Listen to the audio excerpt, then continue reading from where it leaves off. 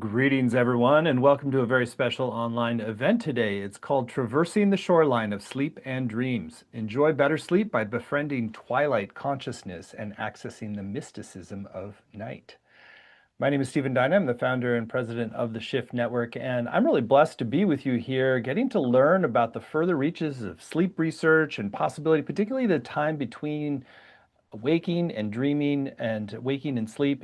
There's a lot of possibilities for our healing, our transformation. We're going to learn all about it with Rubin Naiman. He's a clinical assistant professor of medicine and sleep and dream specialist. And Dr. Naiman's really going to take us to the frontiers of the realms of sleep and twilight consciousness today. And if you're excited to go further, we're very pleased that we have a brand new program with him called The Healing Art of Sleep that we'll share more about towards the end of the hour.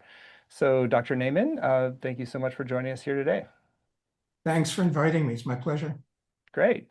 Well, I'll transition to calling you Rubin because I kind of tend to like to do that. So Rubin, I'd love for you to share a little bit about your journey into why you dedicated so much of your life to really researching the frontiers of sleep and twilight and dream consciousness. Yeah. It took me years into my adult life to realize what the roots were of my interest in this area. And it took me back to a little game my mother used to play with me when I was a little boy. She would ask me, what's the best thing in the world? And of course, as a little boy, I knew it would be toys or ice cream or cartoons. And she would always deny that. No, it's not this, not. And I knew what answer she was looking for, but I wasn't going to give in. And then I would say, well, then what? What is the best thing in the world? And she would say, sleep. Sleep is the best thing in the world. And I'd argue with her because, you couldn't play, you couldn't watch TV, eat ice cream. And then as I grew and over time, I came to really understand her history as a teenager in a Nazi concentration camp. It began to make sense to me that she just loved sleep. And my father had a similar story, although he was quieter about it. He eventually was liberated from Auschwitz. And both of my parents, as I grew older and I began to study psychology, both of them were remarkable because despite their significant trauma, they didn't have post-traumatic nightmares. And it took me a long time to realize that I think one of the reasons they survived and did as well as they did was they both really loved sleep. They honored sleep. And a second part of this, and I think this was intergenerational trauma for me, I did something I wouldn't recommend today, but I began experimenting. I had a contact with Timothy Leary, and I began experimenting with using psychedelics. I did that for a short time, but I did it intensely. And I have to say, it really shook up my sense of the world, my sense of self. It took me some years. It's kind of like a snow globe that shook up for this to settle. And between those experiences, my parents and the psychedelics, got very interested in consciousness. And fundamentally, sleep and dreams and sleep health is really about understanding consciousness. Well, thank you for sharing that backstory. Those very powerful antecedents to your work. And I'm curious that with your parents sort of having a very traumatic experience and then not having some of the impacts of others, and that sleep was part of that. Maybe you share a little bit of the science of why sleep is so important for the resetting of our system, a clearing of trauma, a little bit of what we know now. Yeah. Both sleep and dreams. And so this is an issue too. In the world today, in the academic world, sleep and dreams are separated. And most of my colleagues in sleep medicine aren't that interested in dreaming. They're interested in REM sleep and dreams in the brain. And most of my colleagues in dream work, the International Association to Study Dreams, have a very limited understanding of sleep. And part of my quest has been to bring them together. So we can't really separate them.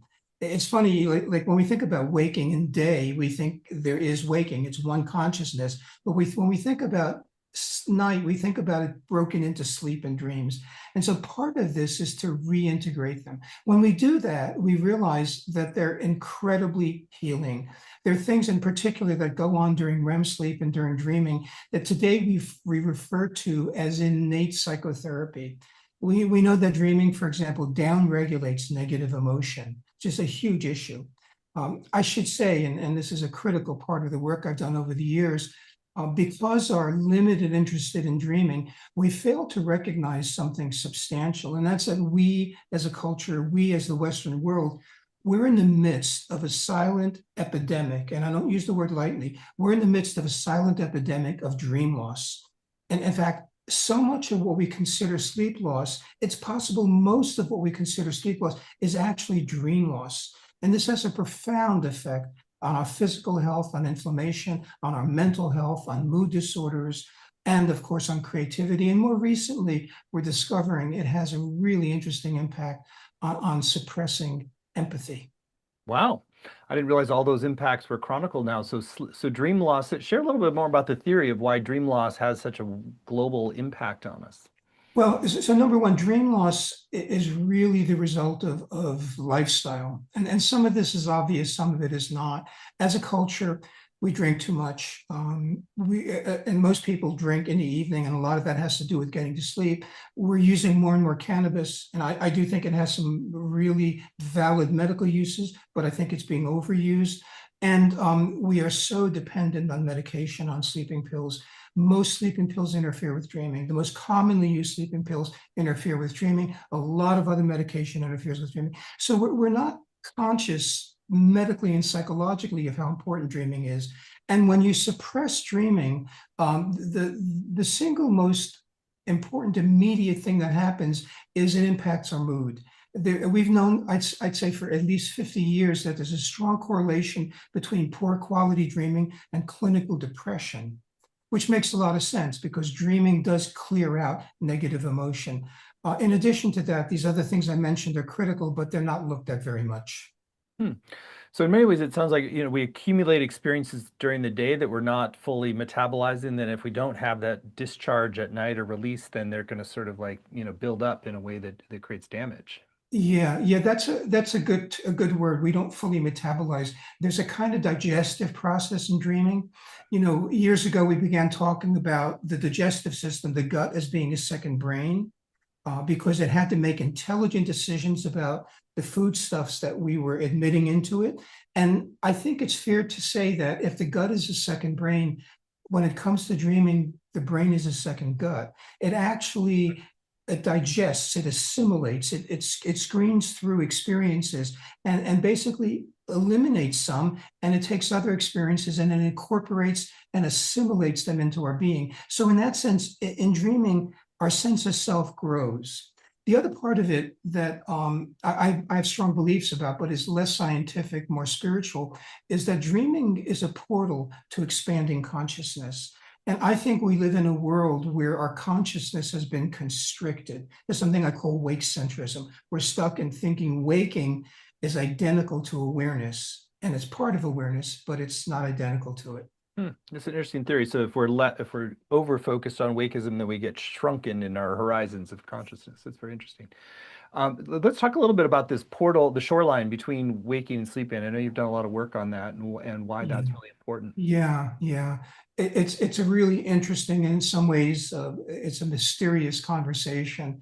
The question of how we move out of waking consciousness and into sleep.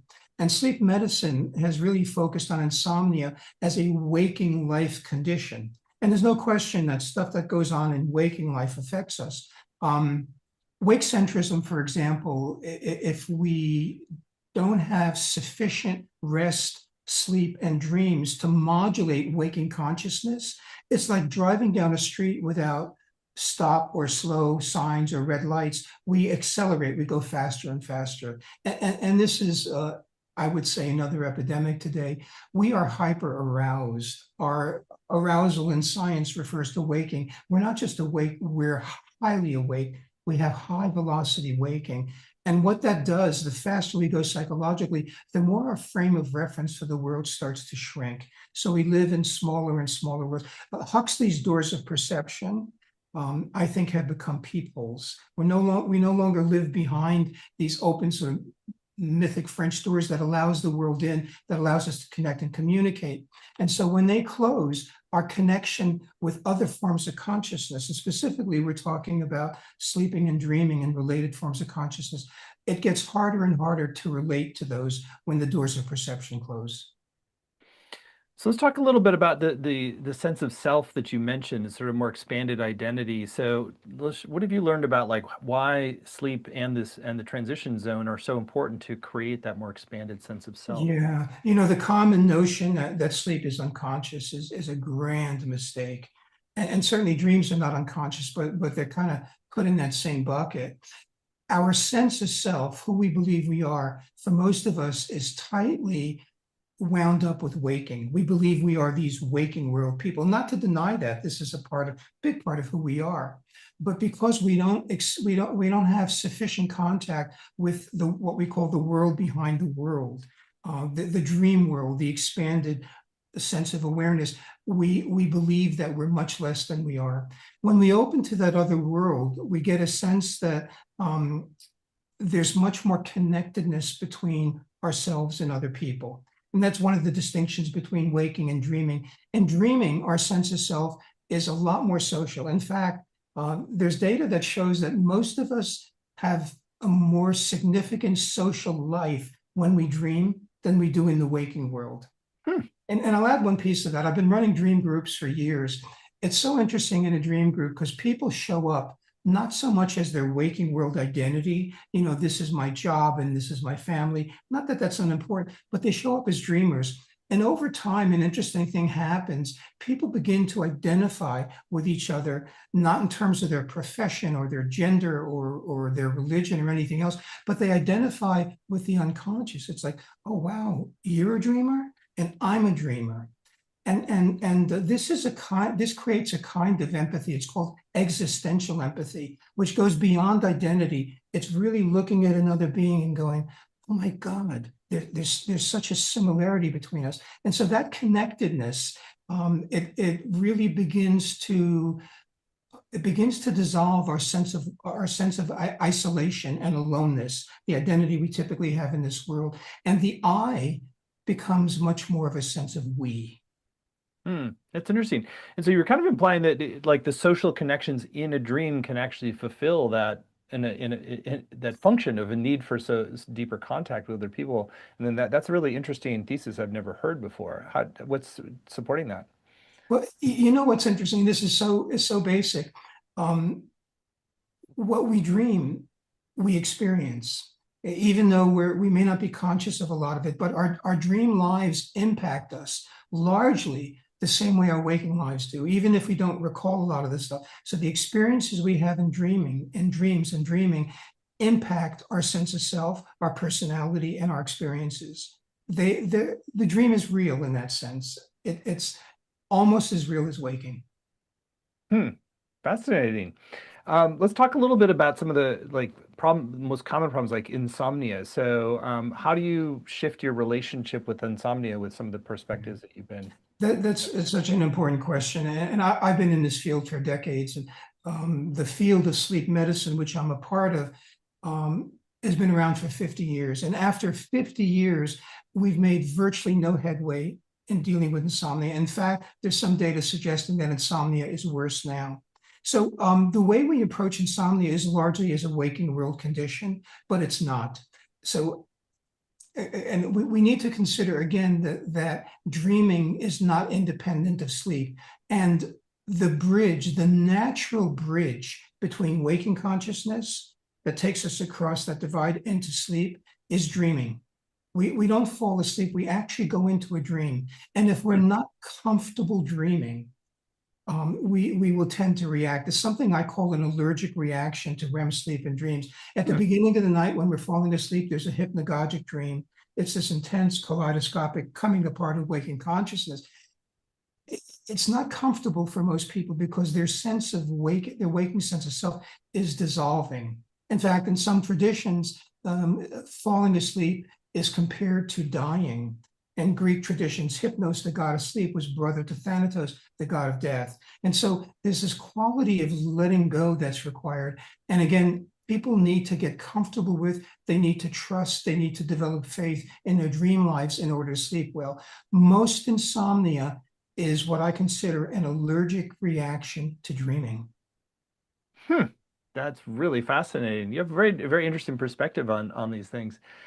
Let's talk a little bit about, sort of what are some of the practices that you want to enter into do? So if you're, trying to do this consciously, embrace the transition, not be allergic to dreams, sort of what are some things that you find are really important to kind of set the stage for a deeper level of sleep?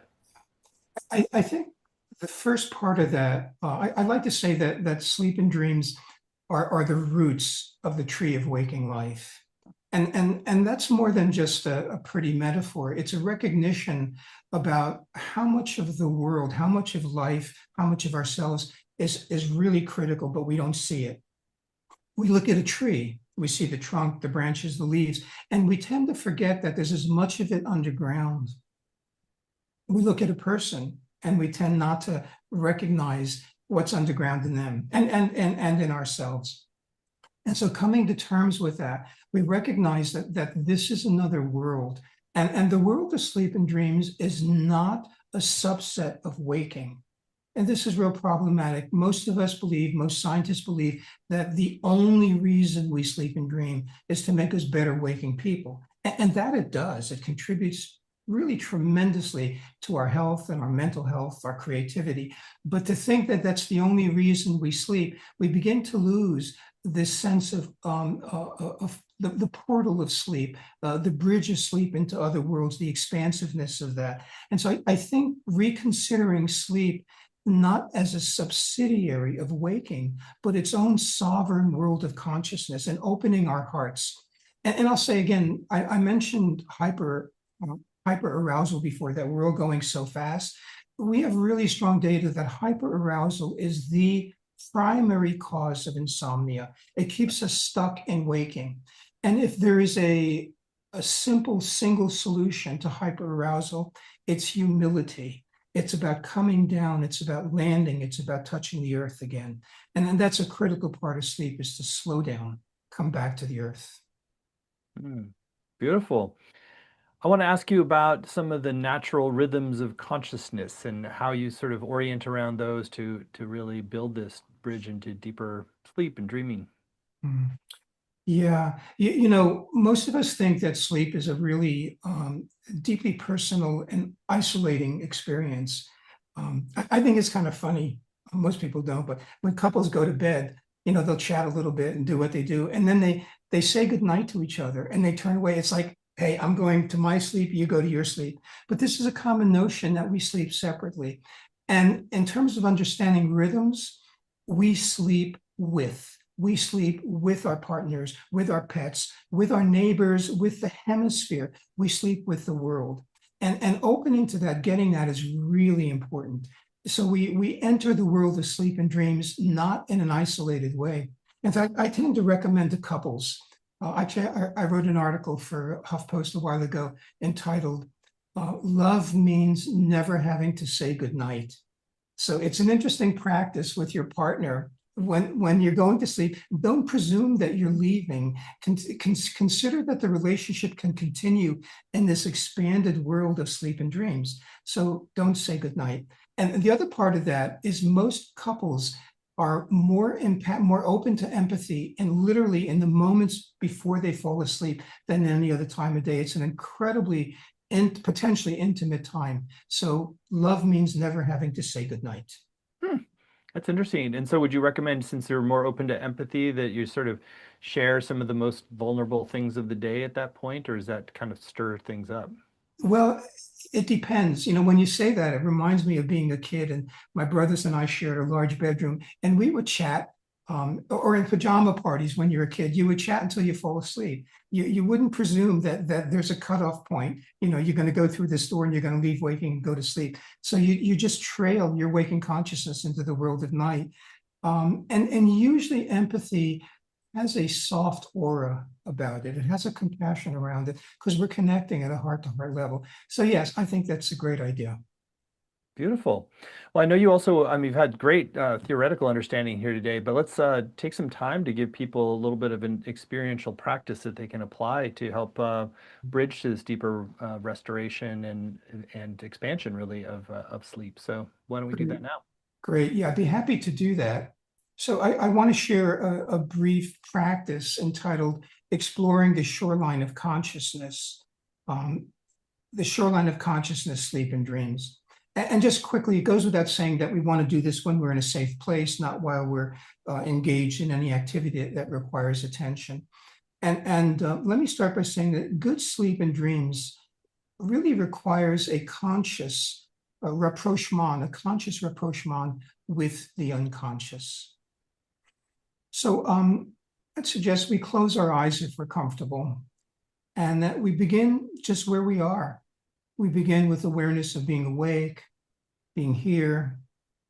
Maybe begin with a modicum of curiosity, some wonder, maybe some wondering of where this might go. And we also begin with when it is, when we are now. And we begin with opening to a moment of rest. This is a ride. We ride along. And it's a moment of allowing ourselves to be passengers. So passengers carried along by the gentle rhythm of our breath. The breath is really kind of a soft, refreshing inner breeze. And today we notice, as usual, that we take a breath, but also how important it is to let go of a breath. Today we notice that we also give a breath. And we notice that place where the breath, the in-breath and the out-breath momentarily merge. There's a pause there. The in and the out-breath mingle, and they actually become indistinguishable. And as we do this, let's notice something obvious, that somewhere on our planet, it is always dusk and always dawn. There's a perspective from which the sun rises and sets all the time. It's indistinguishable. And it's surprisingly good to know that it's always twilight somewhere in our world. Even now, it's twilight, different places in the world. And twilight is that time where night and day merge. Or they seem to temporarily pause for a respite. Twilight is also a state of mind. It's a very important state of mind. It's that state where waking and sleep, like the breath, secretly rendezvous. So twilight is a viewpoint. It's a place to pull over and pause. Now, we already know how to rest in life's in-between spaces. There are stop signs. We have a sweet sigh every now and then. We have insights. There are many moments through the day when we naturally pause. And life, we might say, is lived in the pauses, not the events. And as we realize, just as it's always night somewhere, it's always twilight somewhere inside of us. Somewhere deep inside of us, we can sense a subtle kind of sleepiness hovering kind of shyly. Sleep hovers now. It hovers like that translucent embrace and gentle caress of gravity. We feel it. Sleep is still life. Sleep is a vintage art form. It's always available, even if just as a whisper or a wink. Sleep is a well. It's a wellspring of serenity. It's an old photo of an innocent child or beloved pet at rest. So we pause now for a moment or two. We take some time to allow time to take some of us, and we hush.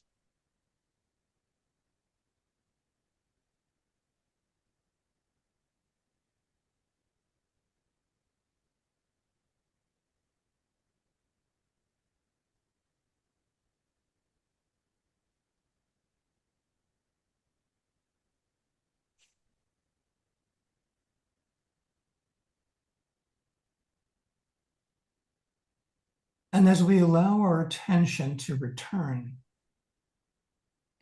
it's like a gradual awakening, slowly carried back. We're carried in moments like this through a hazy twilight, foggy and comfortably groggy. We're carried by this stream. It's a slow motion kaleidoscope. It's a kaleidoscope of hope, a welcomed moment of comforting confusion, a dance with life on its own terms. Dream life images creatively spinning these endless, fanciful fables. As we notice waking life, gradually, we notice thoughts chattering softly, like an FM radio in the next room. And even if just outside of our awareness, so many essential things are waiting for us. Present always like the breath, present like the peace of sleep, and present like the hope of dreams. And taking a slow, deep breath now,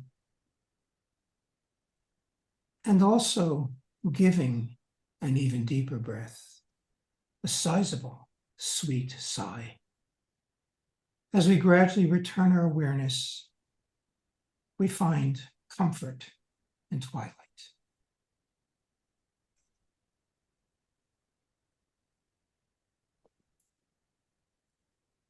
Thank you for joining me on that.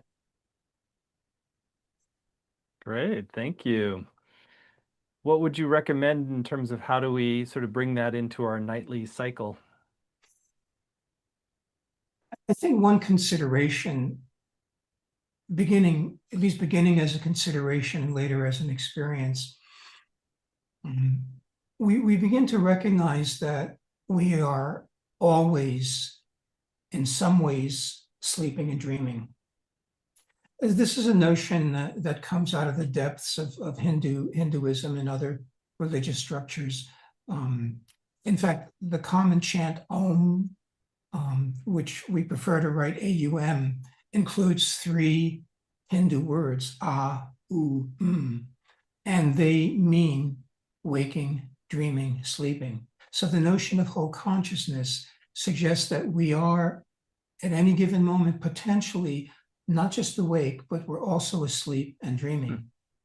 And if we complement our sense of waking, our sense of the waking self with the sleeping self and the dreaming self, we add these really critical dimensions. Sleep adds serenity to our waking lives, and dreaming adds creativity, openness, curiosity. And so this is the point of this, is expanding our sense or discovering our true expanded sense of consciousness. I like that. So you're really sort of seeing this as like they're facets of your larger identity that get more integrated in each state. That's beautiful. Yes, yes. That's beautiful. So and then obviously you've done a lot of spiritual work and practice. So how do you sort of combine some of what you're offering with meditative practices and things that do you sort of also explore the liminal states in meditation as part of the preparation? I'm smiling because I've had discussions with friends and colleagues who are meditators and write about meditation. And particularly when they come back from a retreat and they've spent most of the week sitting, and they'll tell me they meditated for X number of hours. And people think I'm joking when I say this, but I consider sleep a meditation. I consider the mattress. You're like, I meditated 8 hours yesterday. I do. I honestly, it sounds funny. The Dalai Lama once said, sleep is the best meditation. Everybody thought it was tongue in cheek. I don't think it was. There's a way of sleeping that is a spiritual practice. And that, of course, can inform whether you're practicing yoga, or I do walking meditations or sitting meditations. But yeah, I think looking at our sleep and our dreams as spiritual practice is cool. I want to ask you about We didn't really put it on the list today, but lucid dreaming or active dreaming practices, how important do those are? Do you find that from a research perspective that that's really helpful to this expanded sense of identity and the restorative aspects, or is it better to sort of in a way just let dreams passively happen? Yeah. Well, the answer is both. Yeah. I think it depends. Lucid dreaming and what I call, and I've written about lucid sleep, are not that simple. When we talk about lucidity, we're talking about bringing awareness to the experience of dreams or the experience of sleep. But the question is, what kind of awareness am I bringing? And this is true for meditation too. Am I bringing my waking self, which primarily introduces intentionality and looks for how things can function rather than just experience them? So I think the practice of lucidity around night consciousness needs to be a practice of developing an expanded sense of self. We're not just going to bring our waking self into that. We're going to practice expanding our sense of self. Mm, I love that. Well, what are some other aspects of a deeper understanding of sleep? You've been so good at shifting our paradigm in different areas that I haven't asked yet that you want to talk about today. Well, I have a lot of concern, as many of us do, about what goes on in the world and what goes on in life. And I think, I mean, sometimes spirituality can be used to escape the reality of living in a body and waking consciousness. And this is not about that. I also think that the more we practice expanding our sense of self, we're practicing compassion, we're practicing humility, and we're practicing looking at the world with what I call dream eyes.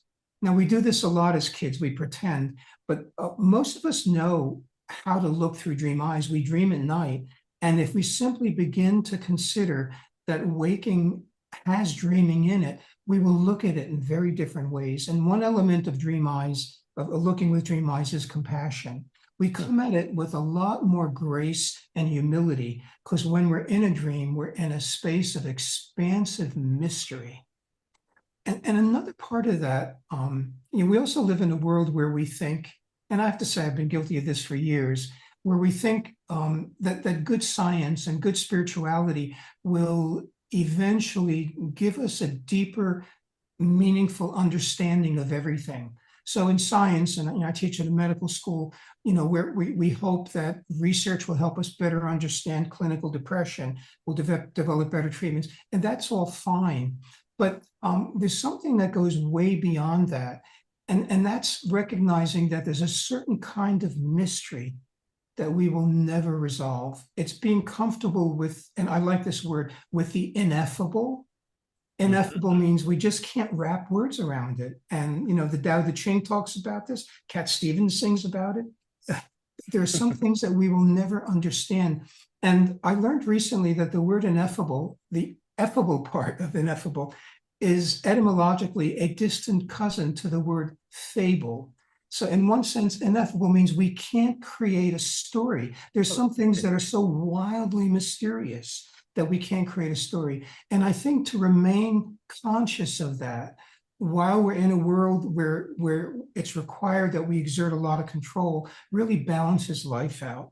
And again, it brings more compassion and more humility. Yeah, that's interesting. So the ineffable is deconstructing our stories at the same time as, making sure in some ways, so we're free of them, even while we just naturally make them every day. Right, right. I think about children. I mean, you're smiling with that now, and kids live in a world of phenomenal mystery, and they love it. They enjoy it. There's a curiosity. There's a dance with the mystery. There's a conversation with the mystery. We need more of Love that. that. That's really great. Well, Ruben, you're really a delight to talk to about all these things. I want to spend some time talking about your upcoming program and course at Shift, which is really just an amazing opportunity to learn from the latest science and your synthesis of both dream time as well as the transition time. So let's talk about that now. So Ruben has agreed to teach a brand new program for Shift. It's called The Healing Art of Sleep. Overcome insomnia, unlock dream wisdom, and awaken your deeper self. So it really spans the spectrum from the very practical all the way up to the sort of deeply metaphysical, spiritual, illuminating kinds of experiences and everything in between. So, Ruben, I'd love for you to share some of your intentions for what people will come away with, and then we'll go through the modules and give a preview of each. Yeah. I think a part of this is when we're talking about expanding consciousness, we're not leaving the understanding, the value of waking consciousness. I used the metaphor earlier of sleep and dreams are the roots of the tree of life. I think a big part of this program is recognizing that we see what we see, we manage what we manage, but there's so much more going on here at the same time. All these trees have roots, all these people have roots in their unconscious, that there is what's been called the world behind the world. So it allows us to practice being in the world, but also having a simultaneous sense of a larger world. Some of that allows us to connect more comfortably with sleep and dreams. Some of that allows us to carry the gifts of sleep and dreams. As I mentioned, sleep really is a profound state of serenity, although words don't capture it, but it's in that direction. Dreaming is a profound experience of creativity and expansive consciousness. So the course is about examining that. There's also a practical part, and the reality is today that tens of millions of people struggle with insomnia, and their lack of sleep and dreaming at night has a profoundly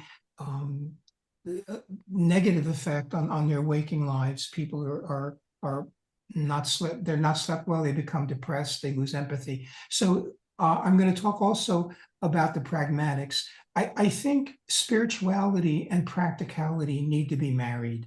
Spirituality is not a way of rising above and exiting this world. It's a way of recontextualizing this world. So the course is about having people understand the depths of their own unconscious, the part of them that is a sleeper, the part of them that is a dreamer. And really, I really believe that expands, that re-enchants life. I love that. That's beautiful. Well, the whole program is laid out in detail at bettersleepcourse.com, bettersleepcourse.com. And so we've heard a little bit of the high level, but let's go into the modules. So module 1 is called Explore Sleep and Dreams as the Roots of the Tree of Waking Life. Yeah, yeah. So once again, even though we don't see sleep and dreams and the way we see the rest of the waking world, we can consciously cultivate awareness. And you and I are awake right now, but I would say that behind that waking, there's a part of us even now that's dreaming. And behind that dreaming, there's a part of us that is asleep. It sounds strange to people, but I believe we are all always already asleep. Sleep is the default consciousness. And there's a practical ramification of that is we never have to go to sleep. We simply have to let go of waking. That's a very interesting paradigm shift right there. I've never heard that before. Module 2, Transcend Wake Centrism to Expand Your Consciousness. Yeah, wake centrism is that contracted consciousness I was talking about before. You know, consciousness will contract around fear and pain. And you know, there's no denying that there's a lot of fear and pain in the world, but we can cultivate keeping our hearts open to that. It's not impractical to do that. So wake centrism means realizing at any given moment that we are more than the waking self. There's a creative dreaming self. And again, there's a really critical social self, a sense of connectedness that emerges when we open our hearts and minds to sleep. Module 3, Dive into Deeper Awareness through the Portal of Sleep and Dreams. Yeah. Again, this is the notion that we discover that sleeping and dreams are not just time out from being who we are. They allow us to enter a realm where we recognize there's more to who we are. And then I think when we carry that forward, you know, so the dreamer in me looks at you and realizes, hey, you're a dreamer too, right? You know, I don't know if you've been around dogs. I love dogs. If you're in a room with a lot of people and there's a dog there and another dog walks in, they immediately look at each other. And this is existential empathy. And they silently go, dog, dog. And they get so excited. And there's just something so beautiful about recognizing the depth of another person. And the more we recognize the depths of ourselves, the more open we are to that.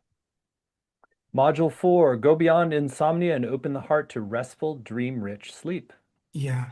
So this is really the practical heart of the program, recognizing that a lot of people struggle with sleep or they're around people who struggle with sleep.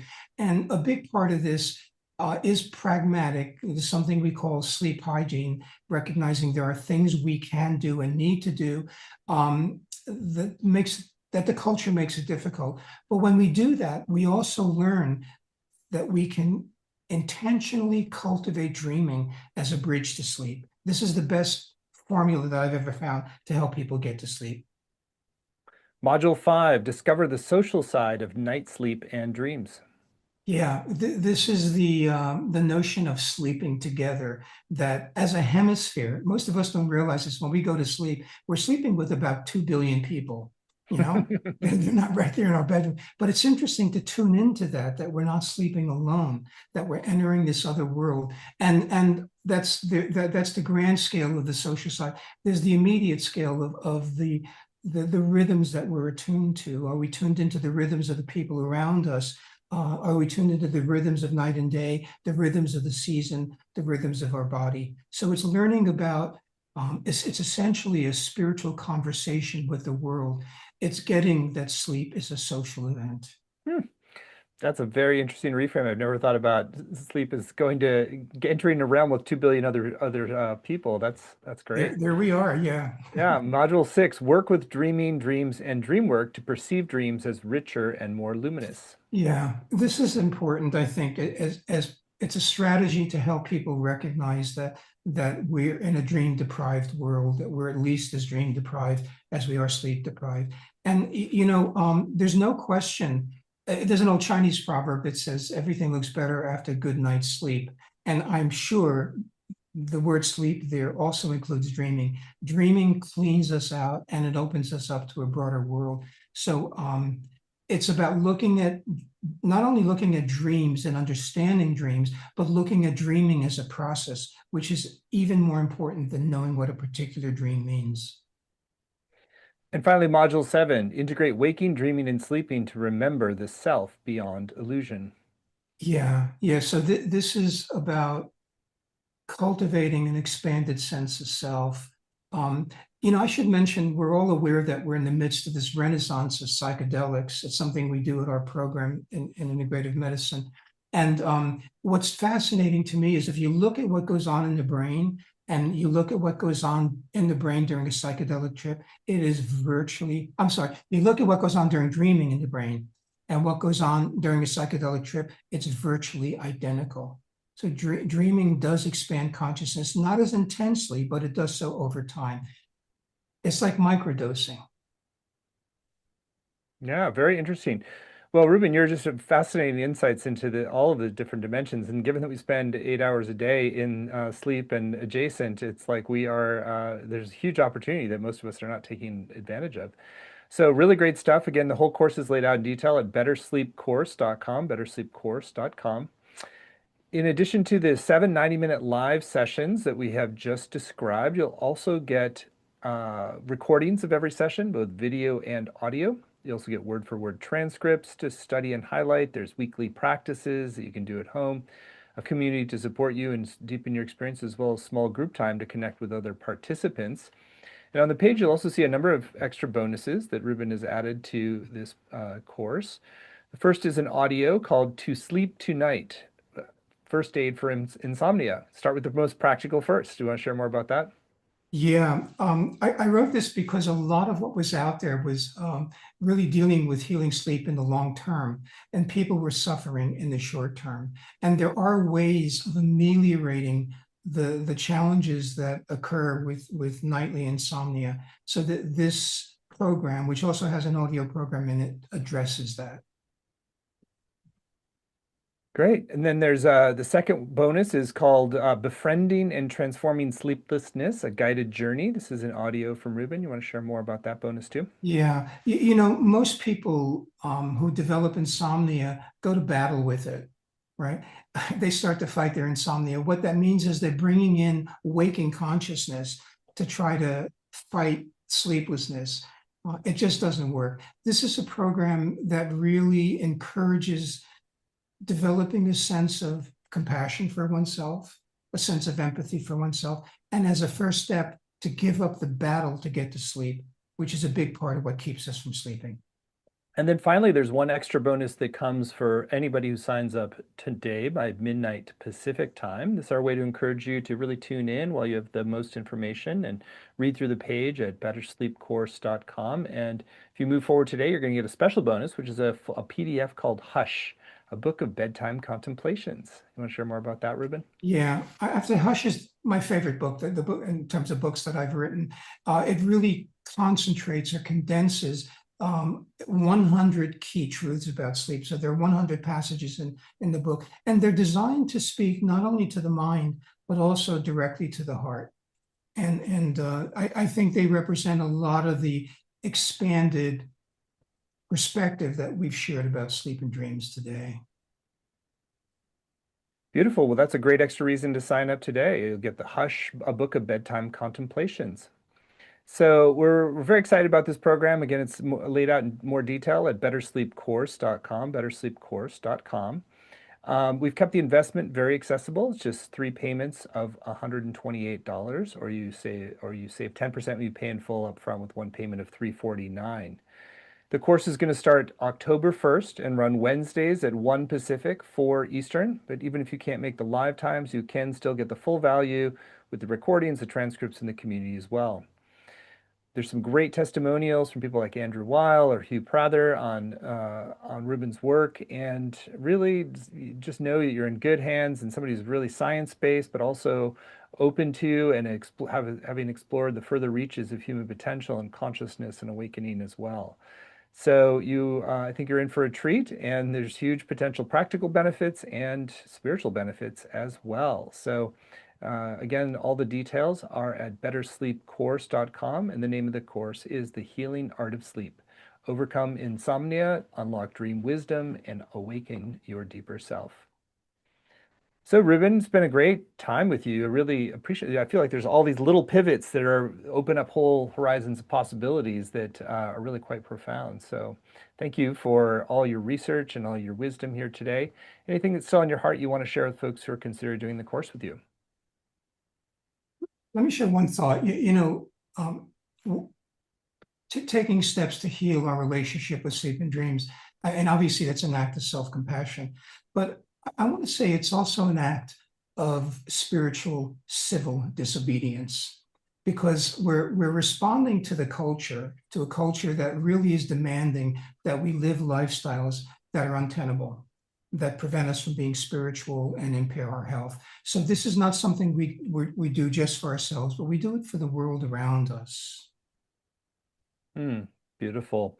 Well, Rubin, so much wisdom in what you've shared. Thank you, and thank you all for joining here today. And if you'd like to go further into these new frontiers of sleep and your higher potential, you can do so with the Healing Art of Sleep, Overcome Insomnia, Unlock Dream Wisdom, and Awaken Your Deeper Self, which again is at bettersleepcourse.com, and you'll get that special bonus signing up today of Hush, a book of bedtime contemplations. So thank you so much all, and thank you, Thank Rubin. you, Stephen. Thank you very much.